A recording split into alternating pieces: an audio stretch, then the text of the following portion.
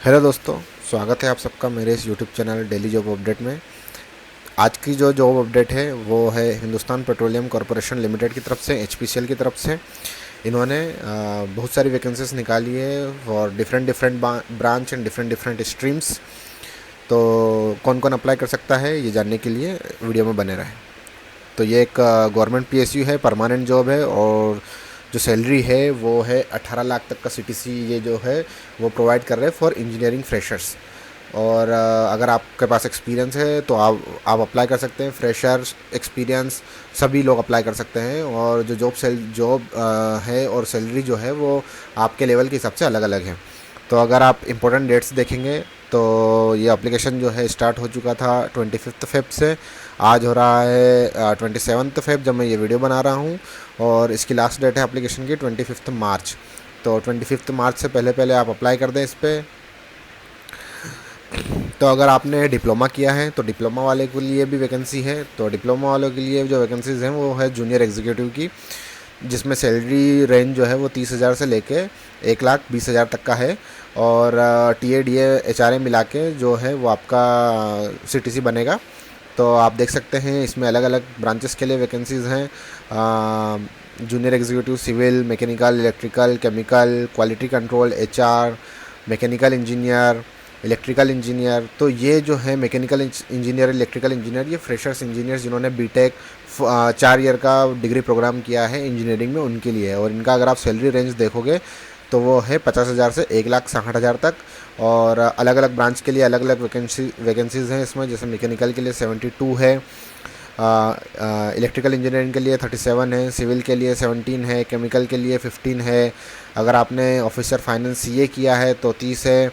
और officer level की position से एमबीए किया है आपने, सीएमए किया है तो आप अप्लाई कर सकते हैं। और डिग्री क्या होना चाहिए आपकी वो इधर मेंशन है, आप डॉक्यूमेंट में डिटेल में देख सकते हैं। अगर आप कंप्यूटर साइंस बैकग्राउंड से हैं और आप जानना चाहते हैं कि आपके लिए वैकेंसी है कि नहीं, तो आपके लिए भी है ऑफिसर आईएएस की वैकेंसी। सेम पे स्केल है, 20 जो है वैकेंसीज़ हैं। मैक्सिमम एज लिमिट का जो है यहाँ पे क्राइटेरिया है 25। लेकिन अगर आप रिजर्वेशन के अंडर आते हैं, एसटी एससी ओबीसी के अंडर में आते हैं, तो आपको एज रिलैक्सेशन मिल जाएगा। फॉर एसटी एससी 5 साल का रिलैक्सेशन है और ओबीसी के लिए 3 साल का। तो आपने एज कैलकुलेट करके उस हिसाब से वो अप्लाई कर सकते हैं। अगर 4 year full time regular engineering किया आपने कंप्यूटर साइंस में तो ये आपके लिए वैकेंसी है। तो ये 3 पोजीशंस हैं और इनके लिए ये हैं। जॉब कंपनसेशन अलग अलग है। अगर आप यहाँ पर अब देख सकते हैं कि जो एक्सपीरियंस मांगा गया है इन वैकेंसीज़ में, तो आप ईयर ऑफ एक्सपीरियंस देख सकते हैं और अपनी फील्ड के हिसाब से वैकेंसी देख सकते हैं कितनी और अप्लाई कर सकते हैं। जैसे एचआर लीगल ऑफिसर है, अगर आपको 1 साल का एक्सपीरियंस है तो आपकी इतनी सैलरी रहेगी, इतनी पोस्ट है और मैक्सिमम एज आपकी इतनी होनी चाहिए, ये क्वालिफिकेशन आपके पास होना चाहिए।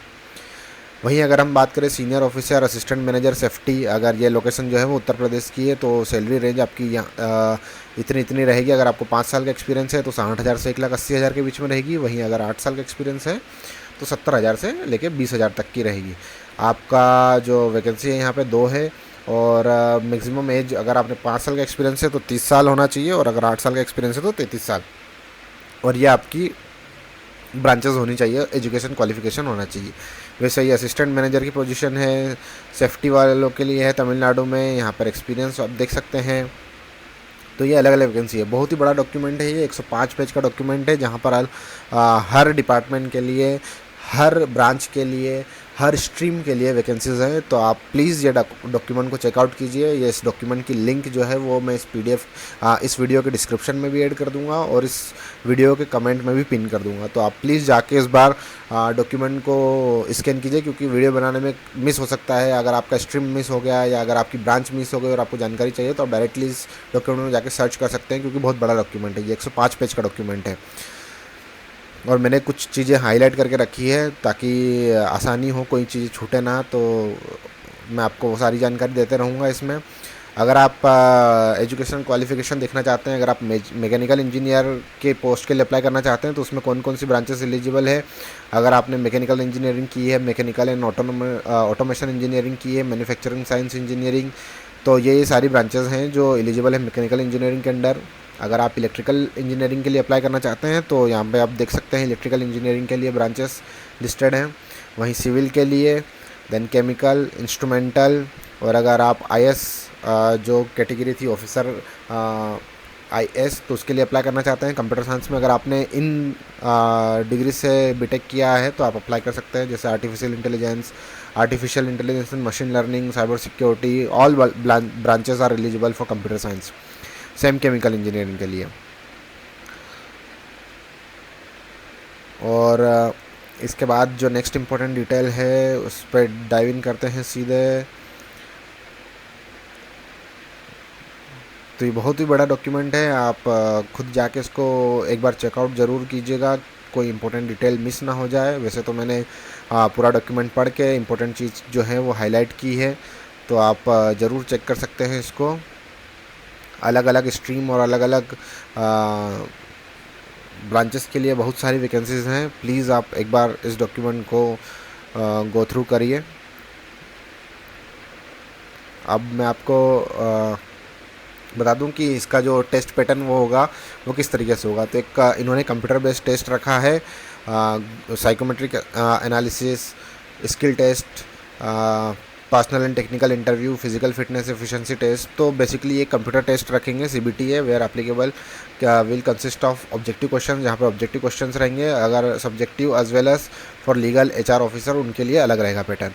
तो जिसमें जनरल एप्टीट्यूड होगा, English general aptitude consisting of English language, quantitative aptitude test रहेगा और इंटेलेक्चुअल पोटेंशियल टेस्ट होगा।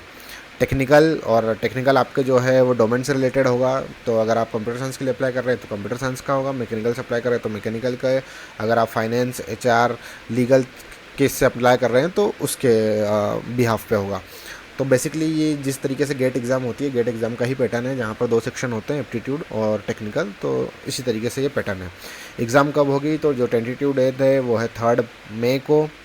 एक चीज़ जो इन्होंने मेंशन करके रखी है कि the test question paper will not be disclose to anyone other than the candidate only during the examination. The test paper will not be shared with anybody even after the examination. तो ये test paper share नहीं करेंगे जब ये answer की release होगी। अगर आपको किसी क्वेश्चन में डाउट है, आप किसी क्वेश्चन को चैलेंज करना चाहते हैं तो वो नहीं कर पाएंगे आप। क्यों रखा है इन्होंने पता नहीं क्यों। इसमें लिखा हुआ है कि there will be not be any mechanism for revaluation appeal against the test question paper. अगर आप अपना सीटीसी कैलकुलेट करके देखना चाहते हैं कि कितना मिलेगा, तो अगर आप इस पे स्केल के लिए अप्लाई कर रहे हैं तो आपका सीटीसी 10 लाख के समथिंग होगा। अगर आप इस पे स्केल पे अप्लाई कर रहे हैं तो आपका सीटीसी इतना होगा। फॉर इंजीनियरिंग बैकग्राउंड जैसे mechanical engineer, computer science, IAS position और सिविल इंजीनियरिंग, इलेक्ट्रिकल इंजीनियरिंग, इनके लिए अप्लाई कर रहे हैं तो आपका सीटीसी जो रहेगा वो होगा 18.14 लाख का। अगर आप इस सैलरी रेंज के लिए अप्लाई कर रहे हैं जहाँ पे आपको एक्सपीरियंस है और आप एक्सपीरियंस क्राइटेरिया मीट कर रहे हैं तो आपका सीटीसी कुछ इतना रहेगा। तो इस तरीके से आप देख सकते हैं कि जो पे स्केल है और आपका सीटीसी कितना बन रहा है वो आप यहाँ पे देख सकते हैं। एक चीज़ नोट करने वाली है कि अगर आपका सिलेक्शन होता है इसमें तो वहाँ पर सर्विस बॉन्ड रहेगा जो कि 3 साल का है। और अगर आप जनरल कैंडिडेट हैं तो आपको 3 लाख रुपए पे करना पड़ेंगे अगर बॉन्ड तोड़ेंगे तो। और अगर ईडब्ल्यूएस, ओबीसी, एससी, एसटी हैं तो आपको 50,000 का बॉन्ड पे रहेगा।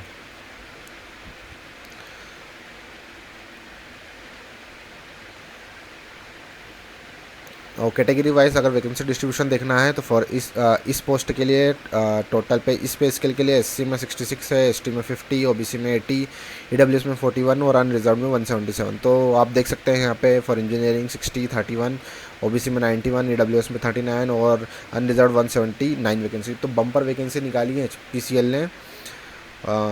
आप चेकआउट कर सकते हैं इस डॉक्यूमेंट को, बहुत ही डिटेल्ड डॉक्यूमेंट उन्होंने प्रोवाइड किया है।